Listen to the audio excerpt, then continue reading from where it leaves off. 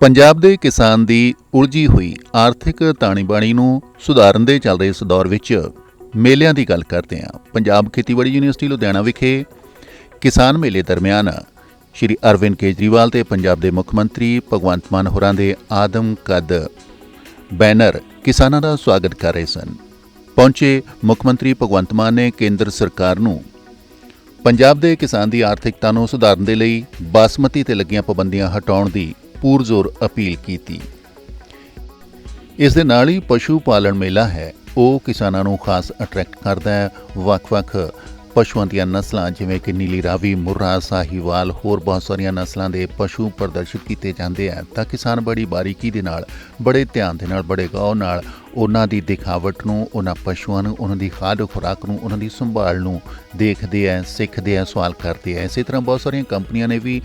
ਚਾਰੇ ਨੂੰ ਧਿਆਨ ਵਿੱਚ ਰੱਖਦਿਆਂ ਕਿਸਾਨਾਂ ਨੂੰ ਅਟਰੈਕਟ ਕਰਨ ਦੀ ਕੋਸ਼ਿਸ਼ ਕੀਤੀ ਹੁੰਦੀ ਹੈ। ਇਹਨਾਂ ਪਸ਼ੂਆਂ ਨੂੰ ਜਦੋਂ ਕਿਸਾਨ ਦੇਖਦੇ ਹੈ ਜਾਂ ਫਿਰ ਆਪਾਂ ਆਖੀਏ ਕਿ ਹੁਣ ਉਹਨਾਂ ਦੀਆਂ ਫੋਟੋਜ਼ ਜਾਂ ਵੀਡੀਓਜ਼ ਬਣਾਏ ਜਾਂਦੀਆਂ ਨੇ, ਕਿਉਂਕਿ ਇੱਕ ਬਹੁਤ ਵੱਡੀ ਅਟਰੈਕਸ਼ਨ ਹੁੰਦੀ ਹੈ ਇਹਨਾਂ ਪਸ਼ੂਆਂ ਨੂੰ ਇੱਕ ਜਗ੍ਹਾ 'ਤੇ ਦੇਖਣਾ, ਉਹਨਾਂ ਦੇ ਬਾਰੇ ਸਵਾਲ ਜਵਾਬ ਕਰਨਾ, ਕਿਉਂਕਿ ਇਹਨਾਂ ਮੇਲਿਆਂ ਦਰਮਿਆਨ ਹੀ ਚਿਣਗ ਲੱਗਦੀ ਹੈ ਜੋ ਕਿ ਕਿਸਾਨੀ ਤੇ ਨਾਲ ਜੁੜੇ ਸਹਾਇਕ ਧੰਦਿਆਂ ਦੇ ਪ੍ਰਤੀ ਨਵੀਂ ਜਾਗਰੂਕਤਾ ਪੈਦਾ ਕਰਦੀ ਹੈ। ਵੱਖ-ਵੱਖ ਨਸਲ ਦੇ ਮੁਰਗੇ ਮੁਰਗੀਆਂ ਨੂੰ ਤੇ ਉਹਨਾਂ ਦੇ ਹੇਠਾਂ ਪ੍ਰਦਰਸ਼ਿਤ ਕੀਤੀ ਹੋਈ ਲਿਖੀ ਗਈ ਉਹਨਾਂ ਸੰਬੰਧੀ ਜਾਣਕਾਰੀ ਨੂੰ ਬੜੇ ਧਿਆਨ ਨਾਲ ਕਿਸਾਨ ਦੇਖ ਰਹੇ ਸਨ, ਕਿਉਂਕਿ ਇੱਥੇ ਵੱਖ-ਵੱਖ ਨਸਲਾਂ ਦੀਆਂ ਬੱਕਰੇ ਬੱਕਰੀਆਂ ਗੋਟ ਫਾਰਮਿੰਗ ਦੇ ਪ੍ਰਤੀ ਜਿਸ ਤਰ੍ਹਾਂ ਦੀ ਹੁਣ ਰੁਚੀ ਵੱਧਦੀ ਜਾ ਰਹੀ ਹੈ ਉਹ ਵੀ ਕਿਸਾਨਾਂ ਦਾ ਕਾਫੀ ਧਿਆਨ ਅਟਰੈਕਟ ਕਰ ਰਹੀ ਸੀ, ਕਿਉਂਕਿ ਵੱਖ-ਵੱਖ ਨਸਲਾਂ ਨੂੰ, ਉਹਨਾਂ ਦੇ ਰੰਗ ਨੂੰ, ਉਹਨਾਂ ਦੀ ਦਿਖਾਵਟ ਨੂੰ, ਉਹਨਾਂ ਦੇ ਚਿਹਰੇ ਮੋਹਰੇ ਨੂੰ ਤੇ ਨਾਲ ਲਿਖੀ ਗਈ ਉਹਨਾਂ ਦੀ ਜੋ ਸਮਰੱਥਾ ਹੈ, ਜੋ ਕਪੈਸਿਟੀ ਹੈ, ਜਦੋਂ ਉਸ ਨੂੰ ਦੇਖਦੇ ਹੈ, ਉਸ ਨੂੰ ਪੜ੍ਹਦੇ ਹੈ, ਸਵਾਲ ਜਵਾਬ ਕਰਦੇ ਆ ਤੇ ਕਿਸਾਨਾਂ ਨੂੰ ਇੱਕ ਨਵੀਂ ਜਾਣਕਾਰੀ ਮਿਲਦੀ ਹੈ। ਕਿਉਂਕਿ ਬਹੁਤ ਸਾਰੀਆਂ ਨਸਲਾਂ ਅਸੀਂ ਸਿਰਫ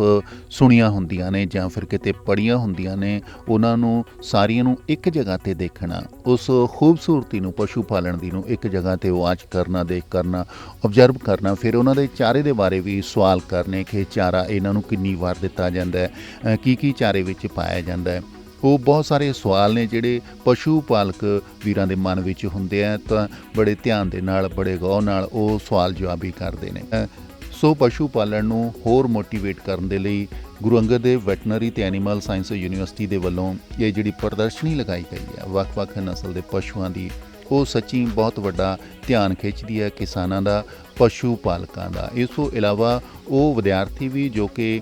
ਪਸ਼ੂ ਪਾਲਣ ਦੇ ਨਾਲ ਜਾਂ ਫਿਰ ਗੁਰਵਾਸੂ ਯੂਨੀਵਰਸਿਟੀ ਨਾਲ ਜੁੜੇ ਹੁੰਦੇ ਨੇ, ਉਹਨਾਂ ਨੂੰ ਵੀ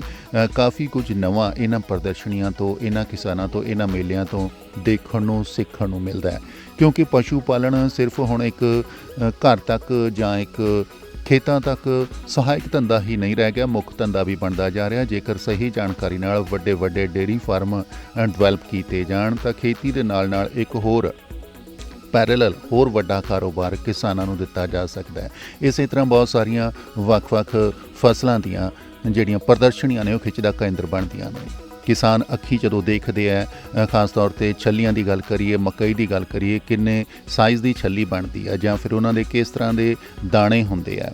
ਅਤੇ ਉਹ ਜਦੋਂ ਅੱਖੀਂ ਦੇਖਦੇ ਹੈ ਨਵੀਆਂ ਕਿਸਮਾਂ ਨੂੰ, ਨਵੀਆਂ ਜਿਣਸਾਂ ਨੂੰ, ਫਿਰ ਉਹਨਾਂ ਦੇ ਫੀਲਡ ਨੂੰ ਜਦੋਂ ਵਾਚ ਕਰਦੇ ਆ ਤਾਂ ਇੱਕ ਨਵਾਂ ਤਜਰਬਾ ਉਹ ਅੱਖੀਂ ਦੇਖਦੇ ਆ, ਹੰਡਾਉਂਦੇ ਆ। ਇਸੇ ਤਰ੍ਹਾਂ ਬਹੁਤ ਸਾਰੀਆਂ ਨੈਸ਼ਨਲ ਮਲਟੀਨੈਸ਼ਨਲ ਕੰਪਨੀਜ਼ ਨੇ ਜਿਨ੍ਹਾਂ ਨੇ ਖੇਤੀ ਨਾਲ ਜੁੜੇ ਆਪਣੇ ਸੌਦੇ ਵੇਚਣੇ ਹੁੰਦੇ ਆ, ਆਪਣੇ ਉਹਨਾਂ ਨੇ ਮਸ਼ੀਨਰੀ ਵੇਚਣੀ ਹੁੰਦੀ ਆ। ਖਾਸ ਤੌਰ 'ਤੇ ਟਰੈਕਟਰਸ ਦੀ ਗੱਲ ਕਰੀਏ, ਟਰੈਕਟਰ ਨਾਲ ਜੁੜੀ ਹੋਰ ਮਸ਼ੀਨਰੀ ਜਦੋਂ ਦੇਖਦੇ ਹਾਂ ਤਾਂ ਮਨ ਵਿੱਚ ਕਈ ਤਰ੍ਹਾਂ ਦੇ ਸਵਾਲ ਆਉਂਦੇ ਆ। ਕਈ ਤਰ੍ਹਾਂ ਦੇ ਇਹ ਸਵਾਲ ਆਉਂਦੇ ਆ ਕਿ ਇੰਨੀ ਵੱਡੀ ਮਸ਼ੀਨਰੀ ਕੀ ਪੰਜਾਬ ਦੇ ਉਸ ਕਿਸਾਨ ਦੇ ਲਈ ਕੀ ਸਹਾਇਕ ਹੋ ਸਕਦੀ ਹੈ ਜਿਹੜਾ ਕਿਸਾਨ ਹਾਲੇ ਕਰਜ਼ੇ ਦੀ ਪੰਡ ਹੇਠ ਦੱਬਿਆ ਨਜ਼ਰ ਆ ਰਿਹਾ ਹੈ। ਵੱਡੀ ਮਸ਼ੀਨਰੀ ਕੀ ਪੰਜਾਬ ਦੇ ਉਹਨਾਂ ਛੋਟੇ ਖੇਤਾਂ ਜਾਂ ਫਿਰ ਮੱਧਵਰਤੀ ਜਿਹੜਾ ਕਿਸਾਨ ਹੈ ਉਸ ਨੂੰ, ਉਸ ਦੀ ਆਰਥਿਕਤਾ ਨੂੰ ਵਧਾਉਣ ਦੇ ਵਿੱਚ ਕਿੰਨੀ ਕੁ ਸਹਾਈ ਹੋ ਸਕਦੀ ਹੈ। ਇੱਕ ਵਾਰ ਤਾਂ ਇੰਨੀ ਮਸ਼ੀਨਰੀ, ਇੰਨੀ ਵੱਡੀ ਸਾਈਜ਼ ਦੀ ਮਸ਼ੀਨਰੀ ਦੇਖ ਕੇ ਅੱਖਾਂ ਜ਼ਰੂਰ ਝੁੰਦਿਆ ਜਾਂਦੀਆਂ ਨੇ, ਕਿਉਂਕਿ ਮੱਧਵਰਤੀ ਕਿਸਾਨ ਵੀ ਇੱਥੇ ਆਉਂਦਾ ਹੈ, ਛੋਟਾ ਕਿਸਾਨ ਵੀ ਆਉਂਦਾ ਅਤੇ ਵੱਡਾ ਕਿਸਾਨ ਵੀ ਆਉਂਦਾ ਹੈ। ਬਹੁਤ ਸਾਰੀ ਮਸ਼ੀਨਰੀ ਅਜਿਹੀ ਵੀ ਹੁੰਦੀ ਆ ਜੋ ਕਿ ਵੱਖ-ਵੱਖ ਵਿਕਸਿਤ ਮੁਲਕਾਂ, ਆਪਾਂ ਯੂਰਪ ਦੀ ਗੱਲ ਕਰੀਏ, ਅਮਰੀਕਾ, ਕੈਨੇਡਾ ਦੀ ਗੱਲ ਕਰੀਏ, ਉੱਥੇ ਦੇ ਜੋ ਖੇਤੀ ਆਧਾਰਿਤ ਸੂਬੇ ਨੇ ਉੱਥੇ ਵਰਤੀ ਜਾਣ ਵਾਲੀ ਮਸ਼ੀਨਰੀ ਜਾਂ ਉਸ ਮਸ਼ੀਨਰੀ ਦੇ ਹਾਣ ਦੀ ਮਸ਼ੀਨਰੀ ਜਦੋਂ ਇੱਥੇ ਇਹਨਾਂ ਮੇਲਿਆਂ ਵਿੱਚ ਪਹੁੰਚਦੀ ਹੈ ਤਾਂ ਉਹ ਵਾਕਈ ਹੀ ਹੈਰਾਨ ਕਰ ਦੇਣ ਵਾਲੀ ਦਿੱਖ ਹੈ ਜਿਹੜੀ ਉਹ ਪ੍ਰਦਾਨ ਕਰਦੀ ਹੈ। ਕਿਉਂਕਿ ਇੰਨੀ ਵੱਡੀ ਮਸ਼ੀਨਰੀ ਨੂੰ ਕਿਸ ਐਨਰਜੀ ਦੇ ਨਾਲ ਅੱਗੇ ਤੋਰਿਆ ਜਾਏਗਾ, ਕਿਸ ਐਨਰਜੀ ਦੇ ਨਾਲ ਉਸ ਨੂੰ ਚਲਾਇਆ ਜਾ ਸਕਦਾ ਹੈ, ਉਹ ਕੀ ਪੰਜਾਬ ਦੇ ਜਾਂ ਫਿਰ ਇਸ ਮੁਲਕ ਦੇ ਕਿਸਾਨਾਂ ਦੇ ਕੀ ਉਹ ਕਪੈਸਿਟੀ ਵਿੱਚ ਹੈ ਇੰਨੀ ਐਨਰਜੀ ਦੇ ਟਰੈਕਟਰਸ ਨੂੰ ਜਾਂ ਮਸ਼ੀਨਾਂ ਨੂੰ ਬਾਈ ਕਰਨਾ। ਪਰ ਫਿਰ ਵੀ ਇੱਕ ਬਹੁਤ ਵੱਡੀ ਅਟਰੈਕਸ਼ਨ ਹੁੰਦੀ ਹੈ ਕਿਸਾਨ ਜਦੋਂ ਇਸ ਮਸ਼ੀਨਰੀ ਨੂੰ ਦੇਖਦੇ ਆ, ਕਿਉਂਕਿ ਕਿਸਾਨ ਦਾ ਅਤੇ ਮਸ਼ੀਨਰੀ ਦਾ ਤਾਂ 9 ਮਾਸ ਦਾ ਰਿਸ਼ਤਾ ਹੁੰਦਾ ਹੈ ਜੀ। ਮਸ਼ੀਨਰੀ ਤੋਂ ਬਿਨਾਂ ਕਿਸਾਨ ਅਸਮਰੱਥ ਹੁੰਦਾ ਹੈ ਕੀ, ਪਰ ਸਵਾਲ ਇਹ ਹੈ ਕਿ ਇੰਨੀ ਵੱਡੀ ਮਸ਼ੀਨਰੀ ਕੀ ਉਹ ਨਿੱਜੀ ਰੂਪ ਵਿੱਚ ਖਰੀਦ ਸਕਦਾ ਹੈ ਜਾਂ ਕਿ ਸਮੂਹਿਕ ਰੂਪ ਵਿੱਚ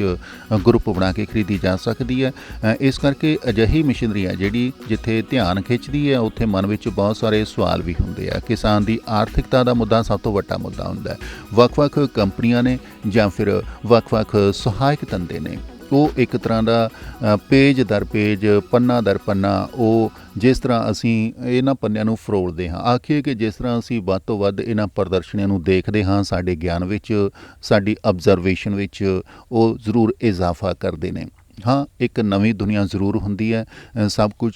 ਨਵਾਂ ਹੁੰਦਾ ਹੈ, ਪਰ ਉਸ ਦੇ ਵਿੱਚ ਬਹੁਤ ਸਾਰੇ ਸਵਾਲ ਜਵਾਬ ਨੇ, ਕਿਉਂਕਿ ਜਦੋਂ ਪ੍ਰੋਸੈਸ ਦੀ ਗੱਲ ਕੀਤੀ ਜਾਂਦੀ ਹੈ, ਜਦੋਂ ਇਹਨਾਂ ਧੰਦਿਆਂ ਨੂੰ ਅਪਣਾਇਆ ਜਾਂਦਾ, ਸ਼ੁਰੂ ਕੀਤਾ ਜਾਂਦਾ, ਫਿਰ ਉਹਨਾਂ ਦੀ ਪ੍ਰੋਡਕਸ਼ਨ ਤੋਂ ਬਾਅਦ ਜਦੋਂ ਵਿਕਰੀ ਤੱਕ ਲੈ ਕੇ ਜਾਂਦੇ ਆ ਤਾਂ ਉਹ ਪ੍ਰੋਸੈਸ ਹੈ ਜਿਹੜਾ ਉਸ ਨੂੰ ਵੀ ਸਮਝਣ ਦੀ ਲੋੜ ਹੁੰਦੀ ਹੈ। ਫਿਸ਼ਰੀ ਦਾ ਬਹੁਤ ਵੱਡਾ ਫਿਊਚਰ ਸਾਡੀ ਸਟੇਟ ਵਿੱਚ ਹੋ ਸਕਦਾ ਹੈ, ਕਿਉਂਕਿ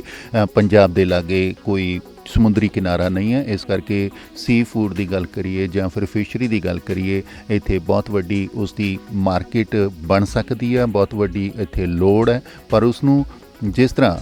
ਮੱਛੀ ਪਾਲਕ ਨੇ ਜਿਹੜੇ ਉਹੋ ਜਿਹੇ ਹੋਰ ਜੋਸ਼ ਦੇ ਨਾਲ ਉਸ ਨੂੰ ਅਪਣਾਉਂਦੇ ਆ, ਯੂਨੀਵਰਸਿਟੀ ਵੱਲੋਂ ਰਿਕਮੈਂਡੇਸ਼ਨਸ ਲੈ ਕੇ ਇਸ ਨੂੰ ਵੀ ਇੱਕ ਵੱਡੇ ਸਹਾਇਕ ਧੰਦੇ ਦੇ ਨਾਲ ਐਡ ਕੀਤਾ ਜਾ ਸਕਦਾ, ਆਰਥਿਕਤਾ ਨੂੰ ਵਧਾਇਆ ਜਾ ਸਕਦਾ ਹੈ। ਇਸੇ ਤਰ੍ਹਾਂ ਹੁਣ ਮੱਛੀ ਪਾਲਣ ਦੇ ਦਰਮਿਆਨ ਜੇਕਰ ਆਪਾਂ ਸਜਾਵਟੀ ਮੱਛੀਆਂ ਦੀ ਗੱਲ ਕਰੀਏ, ਔਰਨਾਮੈਂਟਲ ਫਿਸ਼ਿਜ਼ ਦੀ ਗੱਲ ਕਰੀਏ, ਤਾਂ ਉਹ ਖਾਸ ਤੌਰ 'ਤੇ ਅਰਬਨ ਏਰੀਆ ਹੈ ਜਿਹੜਾ ਸ਼ਹਿਰੀ ਖੇਤਰ ਹੈ, ਉਹਦੇ ਵਿੱਚ ਇੱਕ ਬਹੁਤ ਵੱਡਾ ਕਾਰੋਬਾਰ, ਮੁਨਾਫੇ ਵਾਲਾ ਧੰਦਾ ਹੋ ਸਕਦਾ ਹੈ। ਇਸ ਨੂੰ ਵੀ ਫਿਸ਼ਰੀ ਦੇ ਨਾਲ ਜਾਂ ਫਿਰ ਹੋਰ ਜਿਹੜੇ ਸਾਡੇ ਧੰਦੇ ਆ, ਸਹਾਇਕ ਧੰਦੇ ਆ, ਐਗਰੀਕਲਚਰ ਦੇ ਆ, ਉਹਨਾਂ ਦੇ ਨਾਲ ਜੋੜ ਕੇ ਇੱਕ ਚੇਨ ਬਣਾ ਕੇ ਜਦੋਂ ਸਾਰੇ ਨੂੰ ਮੂਵ ਕੀਤਾ ਜਾਵੇ ਤਾਂ ਹਰ ਇੱਕ ਦੇ ਵਿੱਚੋਂ ਵਧੀਆ ਮੁਨਾਫਾ ਕਮਾਇਆ ਜਾ ਸਕਦਾ ਹੈ। ਇਸ ਧੰਦੇ ਦੀਆਂ ਕੀ ਬਾਰੀਕੀਆਂ ਨੇ, ਇਸ ਦੇ ਵਿੱਚ ਕਿਹੜੀਆਂ ਵੈਰਾਈਟੀਜ਼ ਨੇ ਜਿਹੜੀਆਂ ਰਿਕਮੈਂਡ ਕੀਤੀਆਂ ਜਾਂਦੀਆਂ ਨੇ, ਕਿਸ ਤਰ੍ਹਾਂ ਫਿਰ ਉਹਨਾਂ ਨੂੰ ਫੀਡ ਦੇਣੀ ਆ ਜਾਂ ਫਿਰ ਕਿਸ ਤਰ੍ਹਾਂ ਉਹਦੇ ਵਿੱਚ ਹਰ ਵੈਦਰ ਦੇ ਵਿੱਚ ਬਾਰੀਕੀ ਦੇ ਨਾਲ ਧਿਆਨ ਰੱਖਣ ਯੋਗ ਗੱਲਾਂ ਹੁੰਦੀਆਂ ਨੇ, ਉਸ ਨੂੰ ਜੇਕਰ ਇੱਕ ਵਾਰ ਸਿੱਖ ਕੇ ਟ੍ਰੇਨਿੰਗ ਲੈ ਕੇ ਸਰਟੀਫਾਈਡ ਹੋ ਕੇ ਸ਼ੁਰੂ ਕੀਤਾ ਜਾਂਦਾ ਹੈ ਤਾਂ ਇੱਕ ਨਵਾਂ ਫੀਲਡ, ਇੱਕ ਨਵੀਂ ਆਪਸ਼ਨ ਅਸੀਂ ਆਮਦਨੀ ਦੀ ਨਾਲ ਸ਼ੁਰੂ ਕਰ ਲੈਂਦੇ ਹਾਂ। ਕਿਉਂਕਿ ਹੁਣ ਜਿਸ ਤਰ੍ਹਾਂ ਕਾਰੋਬਾਰੀ ਦੌੜ ਹੈ ਜਿਹੜੀ ਵਧਦੀ ਜਾ ਰਹੀ ਹੈ, ਇਸ ਕਰਕੇ ਨਵੇਂ ਕਾਰੋਬਾਰ, ਨਵੀਂ ਦਿਖਾਵਟ, ਨਵੀਂ ਅਟਰੈਕਸ਼ਨ ਖੇਤੀ ਦੇ ਨਾਲ ਜੁੜਦੀ ਪ੍ਰਤੀਤ ਹੁੰਦੀ ਹੈ। ਅਤੇ ਇਹ ਚੀਜ਼ਾਂ ਜਦੋਂ ਅਸੀਂ ਅਪਣਾਉਂਦੇ ਹਾਂ ਤਾਂ ਹਾਂ, ਇੰਨਾ ਜ਼ਰੂਰ ਹੈ ਆਮਦਨੀ ਵਿੱਚ ਚੋਖਾ ਇਜ਼ਾਫਾ ਕੀਤਾ ਜਾ ਸਕਦਾ ਹੈ। ਸੋ ਦੁਨੀਆ ਦੀ ਕਾਰੋਬਾਰ ਦੀ ਨਵੀਂ ਰੰਗਤ ਹੈ, ਖੇਤੀ ਦਾ ਹਿੱਸਾ ਬਣਦੀ ਜਾ ਰਹੀ ਹੈ, ਭਾਵੇਂ ਆਪਾਂ ਸ਼ਹਿਰੀਕਰਨ ਦੀ ਗੱਲ ਕਰੀਏ ਜਾਂ ਫਿਰ ਪਿੰਡਾਂ ਵਿੱਚ ਵਿਕਸਿਤ ਹੋ ਰਹੀਆਂ ਕਲੋਨੀਆਂ ਦੀ ਗੱਲ ਕਰੀਏ, ਨਵੀਂ ਡਿਵੈਲਪਮੈਂਟਸ ਦੀ ਗੱਲ ਕਰੀਏ, ਨਵੇਂ ਹਾਈਵੇਜ਼ ਦੀ ਗੱਲ ਕਰੀਏ। ਸੋ ਜਿੰਨੇ ਵੀ ਨਾਲ ਨਵੇਂ ਮਸ਼ੀਨਰੀ ਦੇ ਤੌਰ 'ਤੇ ਜਾਂ ਸਹਾਇਕ ਧੰਦਿਆਂ ਦੇ ਤੌਰ 'ਤੇ ਜਿੰਨੇ ਵੀ ਅਟਰੈਕਸ਼ਨਸ ਜੁੜਦੇ ਜਾ ਰਹੇ ਨੇ, ਉਹਨਾਂ ਦੇ ਵੱਲ ਧਿਆਨ ਦੇਣ ਦੀ ਲੋੜ ਹੈ। ਇਸ ਬਦਲਾਅ ਨੂੰ ਦੇਖਣ ਦੀ ਅਤੇ ਉਸ ਉੱਪਰ ਸਵਾਰ ਹੋਣ ਦੀ ਸਮਰੱਥਾ ਕਿਸਾਨ ਦੇ ਦਰਮਿਆਨ ਹੈ। ਸੋ ਜ਼ਰੂਰੀ ਹੈ ਕਿ ਕਿਸਾਨ ਜਿਸ ਤਰ੍ਹਾਂ ਇਸ ਮੇਲੇ ਵਿੱਚ ਪਹੁੰਚਦੇ ਆ, ਜਿਸ ਤਰ੍ਹਾਂ ਬਾਰੀਕੀ ਨਾਲ ਨਿਰੀਖਣ ਕਰਦੇ ਆ, ਸਿੱਖਦੇ ਆ, ਸਵਾਲ ਪੁੱਛਦੇ ਆ, ਦੱਸਦੇ ਆ ਆਪਣੇ ਤਜਰਬੇ, ਸੋ ਆਪਾਂ ਆਖ ਸਕਦੇ ਹਾਂ ਕਿ ਇਸ ਤਰ੍ਹਾਂ ਦੇ ਕਿਸਾਨ ਮੇਲੇ, ਰਾਜ ਪੱਧਰ ਦੇ ਕਿਸਾਨ ਮੇਲੇ ਜ਼ਰੂਰ ਇੱਕ ਬਿਗ ਅਟਰੈਕਸ਼ਨ ਹੁੰਦੇ ਨੇ, ਕੰਪਨੀਆਂ ਵਾਸਤੇ ਵੀ, ਯੂਨੀਵਰਸਿਟੀ ਵਾਸਤੇ ਵੀ, ਕਿਸਾਨਾਂ ਵਾਸਤੇ ਵੀ। ਮਾਰਗਦਰਸ਼ਨ ਜ਼ਰੂਰ ਇਹਨਾਂ ਕਿਸਾਨਾਂ ਦਾ ਕਰਦੇ ਨੇ, ਖਾਸ ਤੌਰ 'ਤੇ ਜਿਹੜੀਆਂ ਕੰਪਨੀਆਂ ਨੇ, ਜਦੋਂ ਵੱਡੇ ਇਕੁਪਮੈਂਟਸ, ਖੇਤੀ ਨਾਲ ਜੁੜੇ ਯੰਤਰ, ਖਾਸ ਤੌਰ 'ਤੇ ਨਵੀਂ ਮਸ਼ੀਨਰੀ ਜਦੋਂ ਇੰਸਟਾਲ ਕੀਤੀ ਜਾਂਦੀ ਹੈ, ਪ੍ਰਦਰਸ਼ਿਤ ਕੀਤੀ ਜਾਂਦੀ ਆ, ਜਾਂ ਫਿਰ ਛੋਟੇ ਕਾਰੋਬਾਰ ਵੀ ਨਾਲ ਜੁੜੇ ਨੇ, ਹਰ ਇੱਕ ਦੇ ਲਈ ਇੱਕ ਬਹੁਤ ਵੱਡੀ ਅਟਰੈਕਸ਼ਨ ਇਹ ਮੇਲੇ ਜ਼ਰੂਰ ਹੁੰਦੇ ਨੇ। ਹਾਲਾਂਕਿ ਛੋਟੀਆਂ-ਮੋਟੀਆਂ ਕਮੀਆਂ ਵੀ ਇਹਨਾਂ ਮੇਲਿਆਂ ਦਰਮਿਆਨ ਜ਼ਰੂਰ ਹੁੰਦੀਆਂ ਨੇ, ਪਰ ਫਿਰ ਵੀ ਜਦੋਂ ਆਪਾਂ ਅੱਖਾਂ ਨੂੰ ਪਹੁੰਚਦੇ ਇਸ ਰੰਗਤ ਦੀ, ਇਸ ਰਾਹਤ ਦੀ ਗੱਲ ਕਰੀਏ, ਨਵੇਂ ਗਿਆਨ ਦੀ ਗੱਲ ਕਰੀਏ, ਤਾਂ ਜਦੋਂ ਕਹਿੰਦੇ ਹੁੰਦੇ ਆ ਕਿ ਆਲੇ ਦੁਆਲੇ ਗਿਆਨ ਵੰਡ ਰਿਹਾ ਹੋਵੇ, ਉਦੋਂ ਆਪਣੀਆਂ ਗਿਆਨ ਇੰਦਰੀਆਂ ਨੇ ਜਿਹੜੀਆਂ ਉਹ ਖੁੱਲ੍ਹੀਆਂ ਰੱਖਣੀਆਂ ਚਾਹੀਦੀਆਂ ਨੇ। ਅਤੇ ਕਿਸਾਨ ਨੇ ਬਿਲਕੁਲ ਜੀ ਆਪਣੀਆਂ ਗਿਆਨ ਇੰਦਰੀਆਂ ਖੁੱਲ੍ਹੀਆਂ ਰੱਖੀਆਂ। ਉਸਨੇ ਹਰ ਪ੍ਰਦਰਸ਼ਨੀ 'ਚ, ਹਰ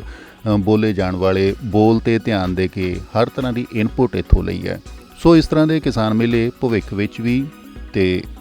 ਵਰਤਮਾਨ ਸਮੇਂ ਵੀ ਕਿਸਾਨ ਦਾ ਮਾਰਗਦਰਸ਼ਨ ਕਰਦੇ ਨੇ। ਕਿਸਾਨ ਖੁਦ ਵੀ ਇਸ ਸਮਰੱਥ ਹੈ ਕਿ ਉਹ ਵੱਖ-ਵੱਖ ਵਿਭਾਗਾਂ ਨੂੰ ਆਪਣੇ ਤਜਰਬੇ ਦੱਸ ਕੇ ਆਪਣਾ ਮਾਰਗਦਰਸ਼ਨ ਹੈ ਜਿਹੜਾ ਉਹ ਜ਼ਰੂਰ ਕਰਦਾ ਹੈ, ਉਹਨਾਂ ਵਿਭਾਗਾਂ ਦਾ ਮਾਰਗਦਰਸ਼ਨ ਵੀ ਕਰਦਾ ਹੈ। ਸੋ ਜ਼ਰੂਰੀ ਹੁੰਦਾ ਹੈ ਕਿ ਇਸ ਤਰ੍ਹਾਂ ਦੀ ਅਟਰੈਕਸ਼ਨ ਦੇ ਵਿੱਚ ਪਹੁੰਚ ਕੇ ਇਹਨਾਂ